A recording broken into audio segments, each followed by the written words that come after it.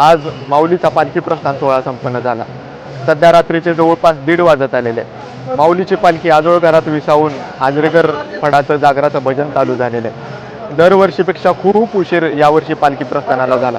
माऊलीला मंदिरातून बाहेर पडायला जवळजवळ 11:15 वाजले. तरीही माऊलीची वाट बघत वारकरी 1-1:30 वाजेपर्यंत आळंदीमध्ये थांबले होते.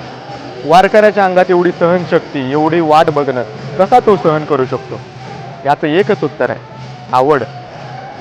इतरांचा परमार्थ हा सवडीच आहे, पण वारकऱ्याचा परमार्थ मात्र आवडीच आहे. वारी हा वारकऱ्याचा नेम, वारकऱ्याची साधना, वारकऱ्याची उपासना आहेच, पण त्याच्या पुढे जाऊन वारी ही वारकऱ्याची आवड आहे. आणि त्या आवडीपायी वारकरी आपला देह विसरतो. आणि या आवडीपायी वारकऱ्याला काळाचं भान राहत नाही, वेळेचं भान राहत नाही, वारकऱ्याला देहाचंही भान राहत नाही. त्याला फक्त एकच आठवतं, माऊली, माऊली आणि माऊली. त्याच्या डोक्यात फक्त माऊली आणि ज्याला भेटायला जायचं आहे तो पांडुरंगच फक्त लक्षात असते. शेवटी वारकरी वारकरी वारकरी म्हणजे काय असतं? माऊलींनीच एका ठिकाणी सांगितलं होतं, काया वाचा म्हणे सर्वस्वी उदार, बाप रखुमा देवीवर विठ्ठलाचा वारी कर.